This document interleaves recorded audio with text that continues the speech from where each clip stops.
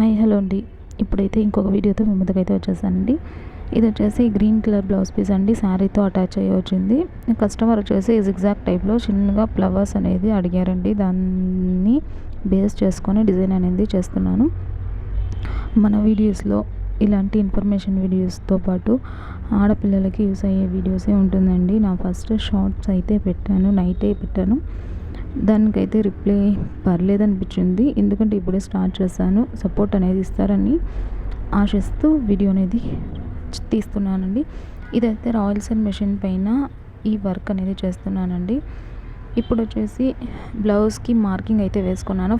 Back అయితే అయిపోయిందండి. Front design అయితే వేస్తున్నాను. అంటే బ్యాక్ ఎలా ఉందో ఫ్రంట్ కూడా అలానే ఉంటుంది. ఫస్ట్ అయితే జరీ థ్రెడ్ వచ్చేసి 2వ నంబర్లో పెట్టుకొని ఒక లైన్ అనేది వేసుకుంటున్నానండి. ఫస్ట్ ఇట్లా లైన్ వేసుకుంటే మనకి డిజైన్ అనేది చాలా యూనిక్గా కనిపిస్తుందండి. దాని పక్కలనే వచ్చేసి స్మాల్ బీట్స్ స్టోన్ టైప్ ఉంటుంది కదండి, బాల్ చైన్ అని చెప్పేసి దొరుకుతుంది, అన్ని షాప్లోనూ దొరుకుతుంది. ఇది వచ్చేసి మీటర్ వచ్చేసి 10 రూపాయలండి. నేను ఇక్కడ బండల్గానే తెచ్చేసుకున్నాను.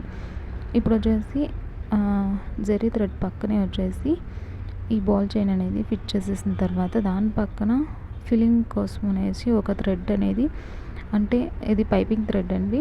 ఇది వచ్చేసి నంబర్ అనేది నాకు అంతగా ఊరలేదు. ఫర్దర్ వీడియోస్లో నెంబర్ అనేది కూడా షేర్ చేస్తాను.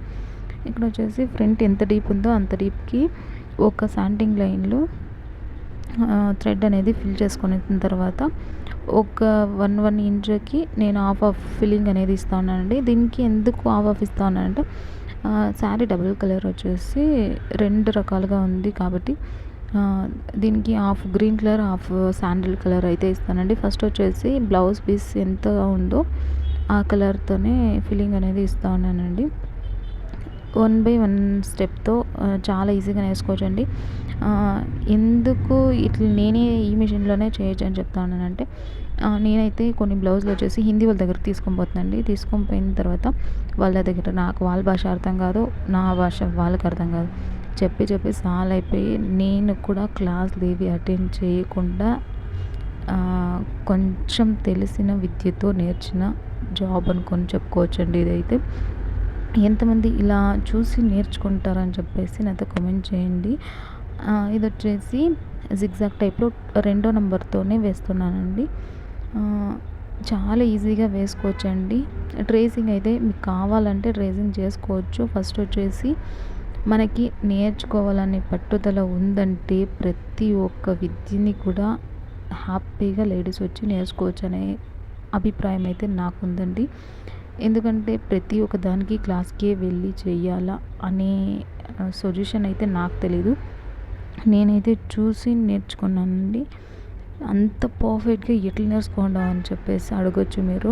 నేను దీనిని గురించి కూడా నెక్స్ట్ వీడియోలో చెప్తాను.